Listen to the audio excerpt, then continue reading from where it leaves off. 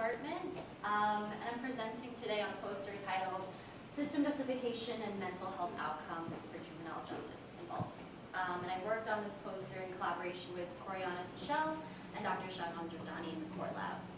I presented this poster at the Eastern Psychological Association a few weeks ago for their Society for Community Research and Action division.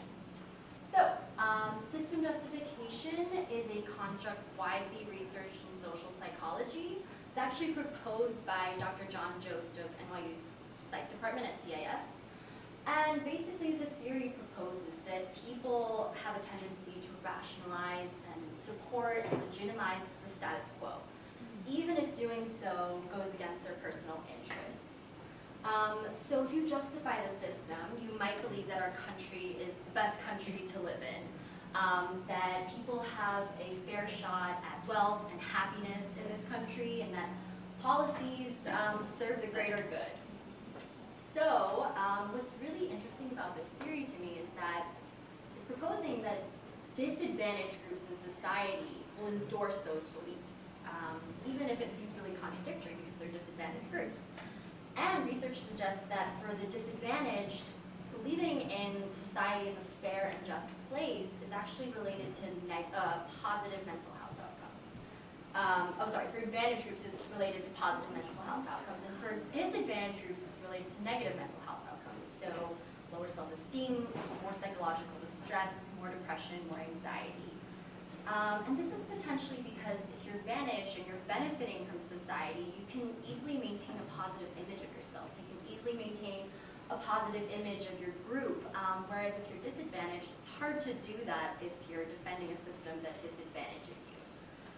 So, although past studies have really examined this construct in several disadvantaged groups, such as African Americans, Hispanic Americans, women, the elderly, people in the LGBTQ community, there was no such research on juvenile justice-involved youth, and no such research on youth really in general. So juvenile justice-involved youth are most definitely a disadvantaged group in our society, disproportionately low-income minority youth. Many juvenile offenders come from really disadvantaged neighborhoods with exposure to violence and drug abuse. And they're more likely to exhibit negative mental health conditions, such as high prevalence rates for conduct disorders, substance dependence, depression, and anxiety. And in my study, I also wanted to look at gender and how it relates to all of these constructs. So the female proportions of juvenile arrests have really increased in the past decade. Girls who commit serious crimes are more likely to be punished for them, receive harsher sentences for them than boys, and they really experience institutional discrimination in the juvenile justice system. And a lot of service providers and system authorities are really seeing these girls as deviant, really seeing them as acting outside of these really traditional gender roles of being submissive and innocent. So going back to the system justification literature, females as a disadvantaged group in society who justify the system are going to internalize that inferiority and potentially have really negative mental health outcomes. So this current study looks at 4 research questions. 1, to what extent do these youth endorse system justification? This is taking a really novel approach since it's never been done in this population. 2, are there significant gender differences? 3, is system justification associated with negative mental health outcomes such as depression and anxiety?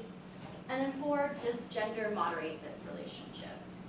So for my method, I did a secondary data analysis on data that's been collected from the Skills for Life intervention that Dr. Giordani runs.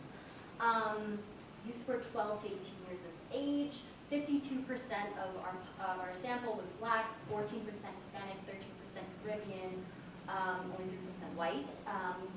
83 boys and 86 girls were part of this study. They all resided in juvenile detention centers in New York City. So for my results, I found that my participants reported an average system justification score of 4.56, which was a little bit above African American adults and a little bit below college student samples.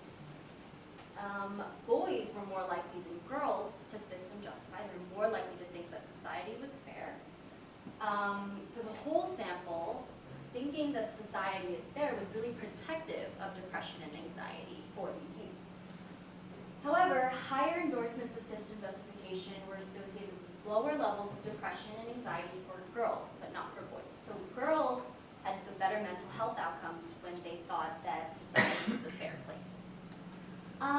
So really, I'm still trying to figure out what all this means. This is actually part of my honors thesis, so I'm still working on it, and I'll actually be presenting this again in May for the APUG conference. But really, system justification has not been studied in this population before.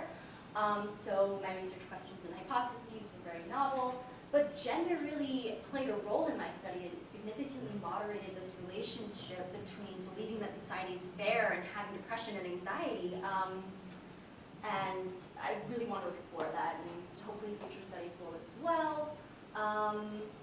But what I want to bring home is that even if system justification is palliative, even if it relieves mental health outcomes for youth, it doesn't mean that it's necessarily something that you want to encourage. It's not necessarily something that's going to produce better mental health outcomes in the long term.